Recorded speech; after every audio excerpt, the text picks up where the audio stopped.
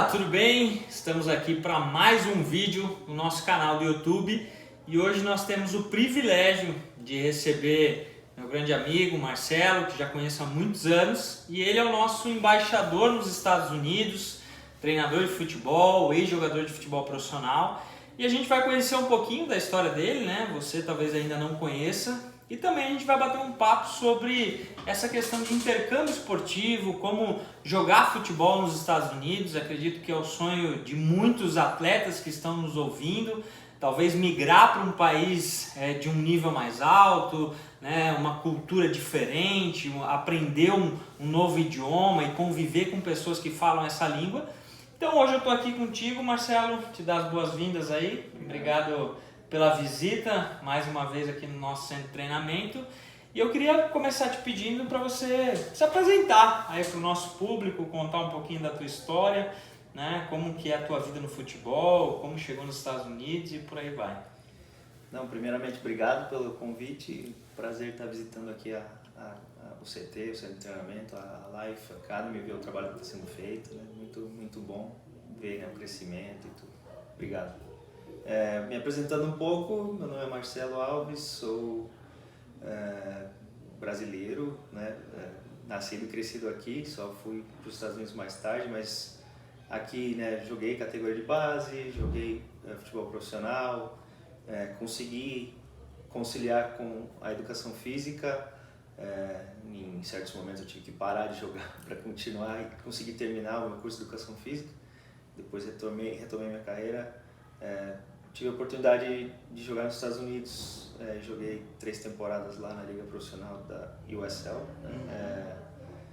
E Deus acabou me guiando pelo caminho que eu acabei conhecendo minha esposa lá, ela é americana, casamos e aí acabei meio que ficando por lá. Fiz meu mestrado lá, também na área de ciências do esporte, retornei ao Brasil para trabalhar no Paraná Clube.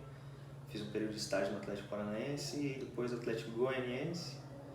E aí decidimos retornar para os Estados Unidos. E aí atualmente eu estou no Miami Athletic Club, Miami AC, uma equipe de USL também lá de Miami, na Flórida. E boas perspectivas de continuar crescendo lá também. Uhum. E para galera aí que está nos ouvindo, o que é essa liga, né? Hoje você é treinador de um time profissional lá, mas se você pudesse explicar um pouquinho dessas divisões e onde que vocês estão inseridos hoje com essa competição, e falar alto. Certo, bom, primeiro tem a MLS, né, que é a maior liga, Major League Soccer, que é a maior liga como se fosse a primeira divisão do país. Em Miami nós temos o Inter Miami, que é o time do David Beckham, que joga a MLS. E abaixo disso temos a USL. E a USL tem as divisões dentro da USL, né? Uhum. Nós estamos na USL 2, né? Que é uma divisão abaixo. Lá em Miami nós temos o Miami FC, que disputa a USL principal. Uhum. E aí abaixo nós temos nós e mais uma outra equipe chamada Miami City, que joga a USL 2. Então somos aí praticamente 4 equipes profissionais dentro de Miami. E aí tem mais diversas equipes, uma divisão mais abaixo. E aí você vai ter ligas como NPSL, UPSL, NSL, que são ligas menores. Uhum. E aí todas mesmo que se equivalem assim como se fosse um campeonato estadual aqui, um campeonato paranaense no caso aqui de Curitiba. E aí tem aí Miami como uma cidade muito grande, tem ali mais umas 10, 12 equipes desse nível abaixo da gente, né? Então, Miami, por ser uma cidade muito latina, é bem quente no futebol. Mas também vale a pena citar o Universitário, que é muito forte lá nos Estados Unidos. Uhum. E aí dentro do Universitário você tem a NCAA, Uhum. que é a principal liga, que aí tem a Divisão 1, Divisão 2 e Divisão 3. E aí tem a NAIA, NAIA, que aí também é uma divisão só, e aí tem equipes de todos os níveis. Tem equipes que se comparam com a D1 da NCAA, equipes que se comparam com a D2 e equipes que se comparam com a D3, mas não tem divisão ali. E qual seria a diferença entre elas? a NAIA é uma liga mais independente, assim, então ela é mais fácil de entrar. Não só para atletas que querem jogar, mas também para universidades que querem fazer parte de uma liga de futebol. Os critérios são mais tranquilos. A universidade não precisa ter tantos critérios quanto na NCAA, que é cheio de regrinha que tem que cumprir, né? Tem que cumprir todas as caixinhas para poder jogar na NCAA. Na AIA já é um pouco mais fácil. E aí, assim, por ser mais fácil, tem os dois lados, né? Tem as universidades que são muito abaixo, né, no nível técnico, e aí tem umas que são muito altos porque é muito fácil de trazer estrangeiros. Então tem universidades que você vai lá assistir jogos da NAIA e são 20 estrangeiros jogando, às vezes até mais velhos, 23, 24 anos. Nossa! Então fazem times fortes, né? Então basicamente essa é a divisão. Mas a NCAA Division I, que é a primeira divisão, é um nível muito alto, um nível equivalente ao profissional. Sim. Jogadores um pouco mais jovens, né? Na base de sub-23, mais ou menos, mas de um nível altíssimo. E esse é mesmo onde eu queria aproveitar esse vídeo contigo sobre essa ida pro futebol universitário. Porque, pelo que eu entendo, né, a minha leitura, nunca tendo jogado ou ido, mas conversado com pessoas que têm mais experiência, nos Estados Unidos se tem essa cultura de que o futebol universitário é como se fosse a categoria de base. Então, culturalmente, é o caminho mais tradicional de um atleta chegar, por exemplo, na MLS. Ele vai para o futebol universitário e em determinado momento eles fazem um draft lá, que é uma captação desses clubes, não é? E aí então eles vão. Então a maioria dos jogadores já chega formado num clube profissional. Seria mais ou menos isso? Isso. Culturalmente falando, a sequência lógica do desenvolvimento do atleta lá é clubes, certo? Começa ali em clubes que equivale-se a escolinhas aqui, como a Life, e aí esse menino jogaria high school, para o seu time de high school, e seria recrutado por universidades, para ir jogar universitário. Dentro da universidade, recrutado pelos times profissionais para ir profissional. Essa é a escada cultural, natural deles lá, né? Recentemente mudou um pouco, porque com a pandemia as universidades tiveram que fechar muitos programas programas esportivos, e as equipes da MLS meio que começaram a tentar formar sozinhos os jogadores sem ter que ir para a universidade antes de subir ao profissional. Mas eu acho que eles ainda não conseguiram, sabe, ter sucesso nisso. É muito pouco jogador que sobe de uma academia da MLS para o primeiro time. Tem alguns times só que conseguem fazer essa formação. A maioria ainda ou depende de contratar jogador de fora ou de draftar do universitário. Eu até vi que não sei se seria um clube que está nessa tentativa, que até o Orlando City criou um CT só para a categoria de base, parece.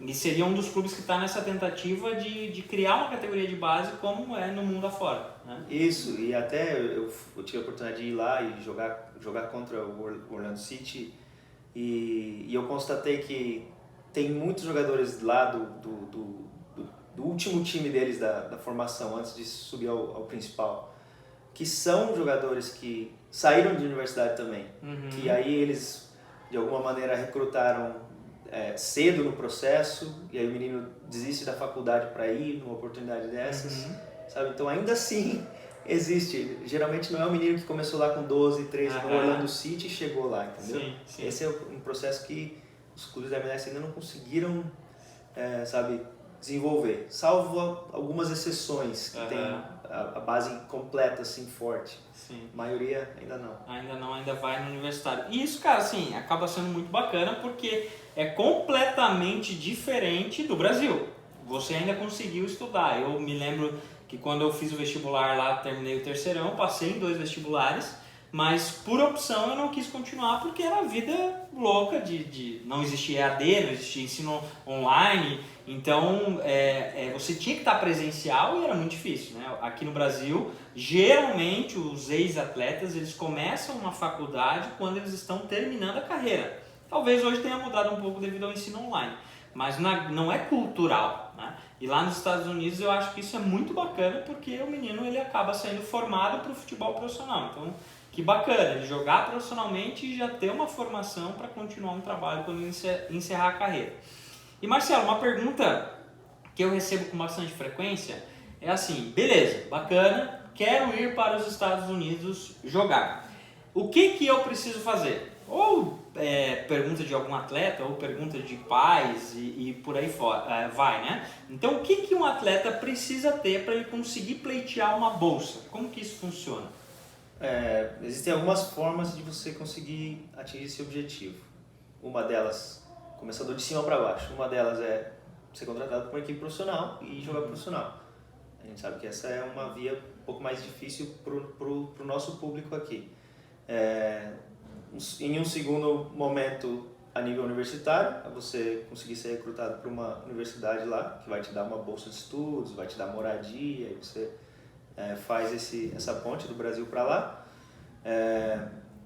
Uma terceira situação seria a high school, né? Que na high school ou você conhece alguém que mora numa cidade e você vai morar com essa pessoa e se matricula na high school, ou você vai em high schools que existem com programas de futebol e residencial.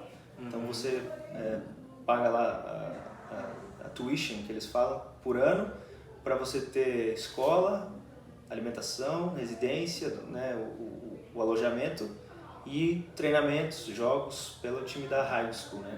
E aí, geralmente essas high schools são muito boas para mandar jogadores para as universidades, né? Porque são geralmente estrangeiros que vão, ficam alojados ali, os treinadores dos colleges, das universidades já vão e conseguem captar ali.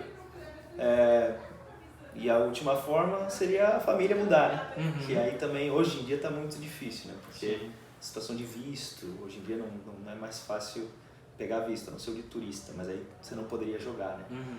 Então, assim, se você tem uma idade de high school, né? Eu acho que seria interessante esses programas de residenciais, em academias que te dão o alojamento, e um segundo momento para atletas um pouco mais velhos, que estão ali terminando a escola, né? Que estão ali no segundo ou no terceiro ano do segundo grau aqui, já tentar iniciar um diálogo com universidades, para daí, assim que terminar, já conseguir algum tipo de bolsa e ir para lá. E como que faz esse diálogo? Ele precisa, até onde eu sei, assim, essencial seria ter um vídeo de lances, né? Aí, pelo que eu entendo e já ouvi, algumas faculdades pedem o TOEFL, que é a prova, outros pedem o critério de notas, mesmo sendo aqui do Brasil. Como que seria mais ou menos isso, de uma forma resumida, né? Para o menino se preparar. Talvez o menino está no segundo ano e está nos assistindo no primeiro ano, ou ainda, sei lá, na 9ª série, 8ª série. Como que ele vai se preparar com esse objetivo lá na frente? Então, primeiro de tudo, você tem que fazer uma breve pesquisa, tentar identificar programas, né, times, universidades que você talvez tenha interesse ou que você pense que a localização te interessa, enfim. Tentar ver mais ou menos, porque os Estados Unidos é um país muito grande, assim como o Brasil, né? Então se você só dá um tiro para cima, vai ser muito difícil, é muito grande o país. Sim. Seria bom começar meio que ser um pouco mais preciso nas escolhas. Todas as universidades, se você for no website da universidade, vai ter disponível o e-mail do treinador e do auxiliar para contato. Então, o que muitos jogadores fazem, ou pais, né?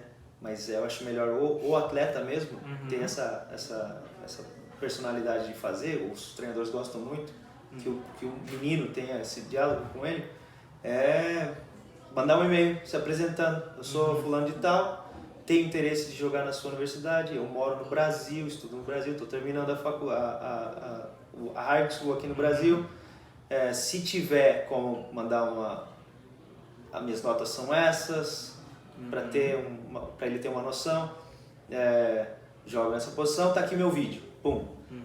A partir do momento que o treinador recebe o seu e-mail e vê um vídeo e se interessa, ele vai responder esse e-mail. E aí você vai levando no diálogo aí. Esse é o primeiro passo. Existem agências, né? E agentes individuais, né? Que fazem essa ponte às vezes pro menino.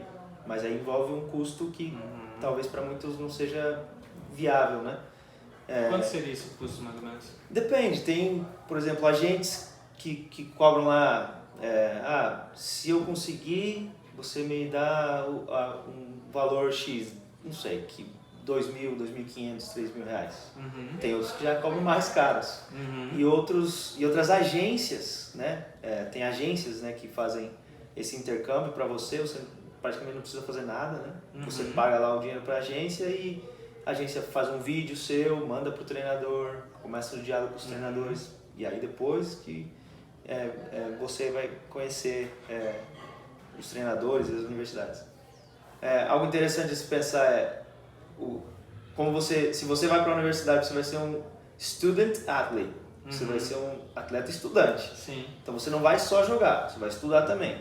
Então, às vezes o menino, eu quero ir para a universidade X, mas não tem o curso que você talvez deseje estudar. Aí não vale a pena, porque aí você vai ficar sofrendo estudando algo que você odeia, que você detesta e a experiência não vai ser boa. Então vale a pena também pensar que tipo de curso eu quero estudar, né? Se eu quero estudar educação física, então vou pesquisar as universidades que têm os cursos de educação física, enfim. Mas o vídeo é fundamental para um atleta estrangeiro, porque senão o treinador não tem nenhuma noção do seu nível. Então, assim, se você quer começar algum diálogo com algum treinador, a primeira coisa, você já tem que ter um vídeo. E aí, essas provas que você citou, depende muito de universidade para universidade. Cada universidade tem estabelecido o seu critério. Eu quero 85 no TOEFL, quero 90 no TOEFL, que é uma prova de conhecimento de inglês, né?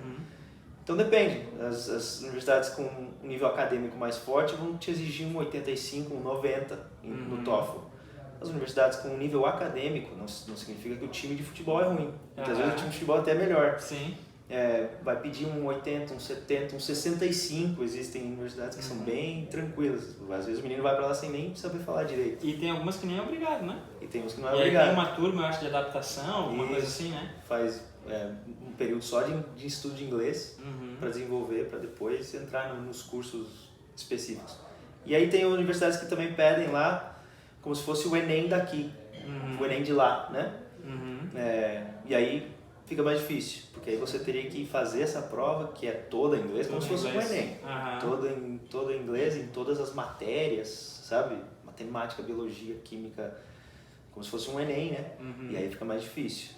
Então, eu recomendo, se você for começar a pesquisar universidades que você tem interesse, se esse é um critério que eles exigem, eu já viro a página, já vou buscar universidades que não exigem isso, né, essa prova. Só mais a questão do TOEFL mesmo e os cursos que você deseja estudar no futuro. E vamos pensar assim, quanto mais preparado, dependendo do critério, isso pode influenciar na bolsa que você ganha também. Na verdade, eu já ouvi alguma coisa assim, se eu tenho uma nota boa nesse Enem ou nesse TOEFL e o meu vídeo é bacana, quem sabe eu posso conseguir um pouco mais de bolsa, isso influencia na decisão do treinador? Com certeza, eles prezam muito pela parte acadêmica, né? Então, quanto maior a sua nota na sua escola hoje, maiores são as chances de você ganhar bolsas acadêmicas, porque nas divisões 1, 2 e 3 da NCAA existem bolsas acadêmicas, que não tem nada a ver com o time de futebol. Você só mostra a sua nota e possivelmente ganha uma bolsa da universidade pelo seu desempenho acadêmico. E aí, na divisão 2 e na divisão 1, existem bolsas esportivas, que aí o time de futebol, o treinador de futebol te dá mais um valor em cima da bolsa acadêmica. Na divisão 3 não existe bolsas esportivas, só acadêmica. Só acadêmica. E na NAIA e na NAIA existem acadêmicas e esportivas também. Você tem que pegar suas notas aqui de hoje, da sua escola, e tem um processo que você faz para transformar todas essas notas em uma nota só, que é chamada GPA. Quando você tem esse GPA, esse número de GPA, é o que você tem que mandar para o treinador lá. Falar, meu GPA é tal. E aí eles avaliam. O cara tá com GPA, vai de 1 a 5. O cara tá com GPA 4.0, 4.2, o cara é muito inteligente, então já fica mais fácil você conseguir bolsas bacanas. Se o seu GPA é mais abaixo, se você não está com desempenho bom na escola aqui, a probabilidade de você ganhar uma bolsa vai caindo, né? A não ser que o seu vídeo seja absurdo, né? Sim. Então tem que jogar as cartas, né? Ter uma nota boa, ter um vídeo bom, vai aumentando a sua probabilidade de ganhar uma boa bolsa para poder estudar lá. Bacana. E na high school é mais difícil, pelo que eu já ouvi, você conseguir uma bolsa, porém é possível. Né? Até agora a gente conseguiu para um atleta nosso aqui 50% de bolsa nessa high school. Isso acontece pela tua experiência? Sim, também tem atletas que saíram da minha categoria de base lá, que também saíram para high schools dessas residenciais com bolsas. Aí vai variar também de escola para escola, umas que dão mais atenção acadêmica. Então, se o menino tem um GPA muito alto, eles vão dar bolsa, mesmo na high school. E outras mais uma observação do treinador mais técnica. Né? Eu sou parceiro de uma escola lá em Port St. Lucie, na Flórida, onde eu mando meus meninos para lá. E ele tem bastante abertura e interesse de levar meninos brasileiros para lá, né? A gente está tentando ajudar ele, porque ele quer mais meninos brasileiros. E ele... Olha aí, ó, você que está ouvindo aí, ó, lá precisa bastante brasileiro para high school. Precisa. E ele sempre é disposto a dar a bolsa. Ele fala, o menino é bom, o menino é bom? Fala, é bom, o menino é bom. Então eu vou dar a bolsa tal. O menino é bom? Fala, mais ou menos. Então aí ele já diminui a bolsa, entendeu? Ele tem essa... Então depende da high school que você vai. Umas dão um enfoque mais acadêmico, outras o papel do treinador, ele dá uma forçada lá com a direção para dar mais bolsa pro menino bom. Sim, bacana. E uma outra coisa que, assim, é uma dúvida, embora a minha dúvida pessoal já esteja um pouco solucionada, mas eu acho que a dúvida de muitas pessoas é a questão do custo, porque é tudo em dólar. Então, sei lá, mais ou menos aí numa média, embora pelo que eu ouço varia muito, para manter alguém num dormitório lá numa faculdade, numa high school, às vezes é 6 mil reais, 10 mil reais, 12 mil reais, né? Depende muito. Como que existe uma forma do cara ir para lá e quem sabe trabalhar em alguma coisa lá que tenha na faculdade ou perto da faculdade? Ou como que é a possibilidade do cara ganhar 100% sem nunca ter jogado lá? Existe isso? Como que seria mais ou menos esse trâmite aí, né? Eu já ouvi também que às vezes no primeiro ano é um investimento maior, e se o menino vai bem, ele consegue talvez uma bolsa quase de 100% no próximo ano. Como que é essa experiência? É mais ou menos nessa ideia. Existem muitos casos que o menino ganha lá uma bolsa bacana, vai e tal, e aí vai muito bem, no segundo ano o treinador já aumenta essa bolsa, né? Porque não quer perder o menino para talvez uma universidade maior. Porque existe muito essa possibilidade também de transferência, né? Se você está numa universidade um pouco menor, jogando muito, uma universidade maior vem e fala, opa, eu vou te dar uma bolsa maior que a que você tem aí para vir jogar para mim. E aí existem esses saltos às vezes, né? Então tem essa possibilidade de você, no primeiro ano, fazer um esforço, pagar um pouquinho a mais, mas aí tem que se destacar, provar que você tem potencial e aí essa bolsa pode ser aumentada. Para pegar 100% hoje em dia tá muito difícil, principalmente depois da pandemia, onde as universidades sofreram muito, né? Ficou praticamente 2 anos parado os esportes, né? Os esportes universitários. Foi tudo para online, mas esporte não tem como ser online, então eles sofreram muito, né? Com o impacto do Covid, da pandemia, enfim. E aí tem ainda um pouco desse resquício financeiro, né? Então hoje está bem difícil eles dar 100% de bolsa de cara, assim, sabe? Seria mais essa situação de eles lá mesmo identificar alguém de uma universidade menor que está se destacando, ou até dentro da sua própria universidade, algum menino que foi com 50% e está arrebentando, você falou, pô, vou ter que aumentar a bolsa dele, né? Essa é a situação. Existem universidades que vão te cobrar na casa dos 15, 20 mil por ano, dólares. E existem universidades que vão até 60, 80 mil por ano. Então é um espectro muito grande, né? De valores. Se você consegue uma bolsa boa acadêmica, uma bolsa boa esportiva às vezes o que acontece é o treinador fala assim, qual é o seu orçamento, qual é o seu budget? Aí você fala assim, eu e minha família, nós podemos pagar 10 mil ao ano. E aí ele tenta se aproximar ali ao máximo desse valor, botando bolsa acadêmica, botando bolsa esportiva. Se ele quer mesmo você lá, ele vai fazer um esforcinho e vai tentar chegar nesses 10 mil que é o que você falou para ele que pode pagar. Legal. Então esse é um valor, esse é uma conta também que você tem que fazer com a sua família. Sim. Sabe? Para poder passar um número para o treinador ter uma ideia. Às vezes, baseado nesse número, ele já desiste de você, porque não vai ter como chegar a esse valor. Ou muitas vezes aí que ele tenta te ajudar, te aproximar desse valor para você poder entrar na universidade. Saindo daqui do Brasil para lá, óbvio, já falei que você tem que ter um vídeo muito bom. E aí, no caso, para ter uma chance maior de ter uma bolsa 100%, você tem que ter um currículo bom também, talvez ter jogado em alguma categoria de base de algum clube grande aqui no Brasil, para impressionar o treinador um pouco mais. E a questão de trabalho, se você vai para lá com visto de estudante para estudar, fora da universidade você não pode trabalhar, né? Infelizmente. Eu conheço estudantes que trabalham, mas aí é tudo por baixo do tapete, né? Tudo cash, enfim. É um perigo que às vezes ele corre, né? Porque se for pego pode até perder o visto de estudante. E outros casos de estudantes que trabalham dentro da universidade e aí é permitido. Eles pegam trabalhos ali... cafeteria, refeitório... no dormitório, enfim, tem diversos... Você ajudar professor, tem essas coisas. E aí você tem que geralmente chegar lá e no seu primeiro semestre aplicar para começar esses trabalhos no segundo semestre. Difícil você já chegar com esse trabalho, porque eles não te conhecem, né? Sim. Então, geralmente isso ajuda também os meninos. Tem menino que vai para lá ganhando 50% de bolsa e aí consegue com esses trabalhos equilibrar ali, chegar mais perto de um 100% porque está trabalhando e ganhando um dinheirinho para poder cobrir, né?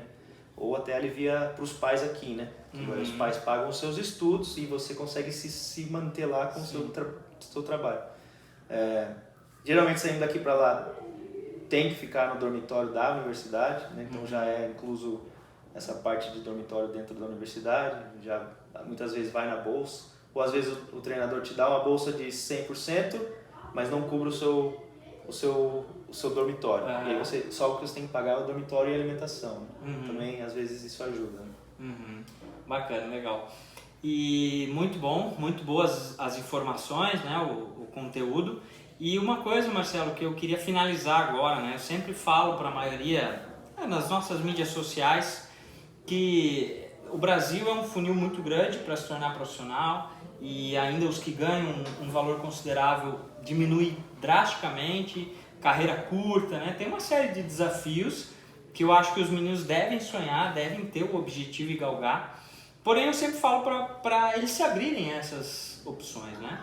E eu queria que você terminasse falando o porquê que seria bom um menino que talvez até tivesse condições de jogar numa categoria de base, como o caso do seu irmão, né? Paulinho, que hoje está numa faculdade ótima lá, talvez teria condições, estaria jogando, a gente não sabe, mas o que você falaria para um menino? O porquê, tentando convencer, olha, é bom por causa disso. Nem precisa convencer muito porque é um país do primeiro mundo, né?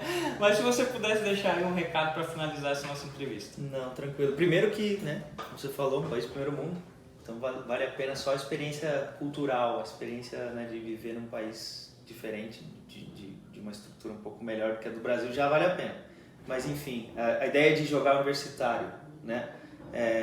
Eu ouço muita gente falar, não quero porque eu quero jogar profissional. Mas você ainda pode jogar profissional. Você não vai jogar universitário e aí você não vai jogar profissional. Não vai escolher o profissional ou o universitário. É só um caminho diferente, né? De sair de uma base para o profissional ou de sair de uma universidade para um profissional. As duas coisas são possíveis. Como você falou, meu irmão, né? Eu aconselhei muito meu irmão. Vai jogar universitário e aí eu acho que ele tem condições de, terminando a universidade, ir para um profissional, lá nos Estados Unidos mesmo. Ou aqui mesmo, se ele retornar para o Brasil. Ele pode ser draftado pelos times da MLS no draft, se ele estiver indo muito bem, estiver com destaque. Ou ele pode, ao terminar a universidade, fazer testes nos clubes de USL, que é como se fosse a segunda divisão, e pegar um contrato lá, né? Isso acontece muito, né? Principalmente nas divisões mais altas do universitário. E aí, pra mim, na minha opinião, todos nós sabemos que a carreira de jogador é muito curta, né? Tanto eu quanto você jogamos profissional e passou, já acabou. Já, você olha pra trás e fala, nossa, já acabou, já passou, né? Você queria estar lá ainda, mas não tem como, passa como um sopro. Você tendo um diploma de uma universidade americana, você sendo brasileiro, tendo um diploma de uma universidade americana, nossa, é muito valioso, muito valioso. Você chega aqui, você põe na mesa um diploma de uma universidade americana, você além consegue... da fluência no inglês. Exato, e consegue empregos que talvez você não conseguiria com um diploma daqui, sim, né? Sim. Ou, obviamente, sem diploma nenhum, pior ainda, né? Então, assim, como a carreira passa muito rápido, eu acho muito válido ter um diploma para, né, se você conseguir galgar a sua carreira profissional, jogar lá até os 35, beleza, tranquilo. Mas aí depois você já tem um diploma, você não precisa recomeçar do zero, né? Que nem como eu fiz, eu terminei a carreira e fui fazer um mestrado, porque eu já tinha um diploma, entendeu? Sim. Então, para mim, foi ótimo, foi sensacional. Então, essa é uma questão que eu sempre debato também, né? E outra coisa, o nível, quando você fala futebol universitário, muitas vezes as pessoas aqui tentam pensar em algo como é aqui, sabe? O futebol universitário aqui é fraco, o futebol universitário aqui é várzea. Lá é muito forte, a estrutura é de primeiro mundo, a estrutura é sensacional. Muito melhor, talvez, do que inúmeros times profissionais aqui no Brasil, né? A estrutura de uma divisão 1 da NCAA, universitário, é muito superior a todos os times profissionais que eu joguei. Todos, sabe? É uma estrutura de nível de Série A de Campeonato Brasileiro, sabe? Uma estrutura, né, incrível. Viagem de avião para jogar contra outra universidade, né? Todo o país, tem lá a comissão técnica inteira, tem uma estrutura que não tem 90% dos clubes aqui. Então, muitas vezes as pessoas desconhecem o quão grande é o futebol universitário lá. Né? Não é, né, igual é aqui no Brasil, infelizmente, né? Que poderia até ter um potencial para ser melhor. Mas tem tudo isso. Qualidade do desafio é grande, não é várzea. Questão de você sair com um diploma mais preparado para a vida. Questão de você ainda assim poder jogar profissional depois. Por todos esses motivos, eu acho que é muito válido. Experiência cultural fora de um país também. Se eu aconselho isso pro meu próprio irmão, né? Não vou aconselhar pro resto do pessoal aí, eu aconselho sim. Muitas vezes você acha que vai chegar no profissional aqui no Brasil, mas como você mesmo falou, de 1 milhão, 2 vão chegar no profissional. Às vezes você joga muito, às vezes você tem, né, é muito bom, mas a competição aqui é tão alta, né? O nível é tão alto no fim do funil ali, que muitas vezes por um detalhe pequeno você não chegou. E lá aí você tem uma nova oportunidade de tentar de uma outra maneira chegar, né, no futebol profissional. Eu acho que é bem interessante essa ideia. Bacana, legal.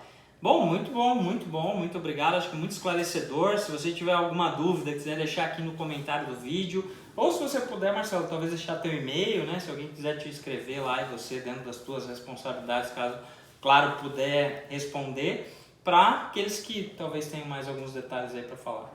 Sim, estou à disposição para ajudar. Possivelmente o meu e-mail vai estar na descrição do vídeo, mas é marcelomitchell@gmail.com, super fácil, meu primeiro e segundo nome. Disposição para ajudar, tentar ajudar da melhor maneira, criando uma checklist, né? Vídeo, e-mails, pesquisas sobre universidades, e, enfim, para o pessoal que tem interesse começar a seguir essa lista para tentar galgar uma oportunidade lá. Show de bola.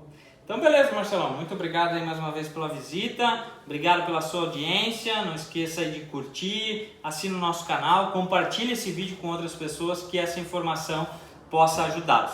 Grande abraço, Deus abençoe e até o próximo vídeo.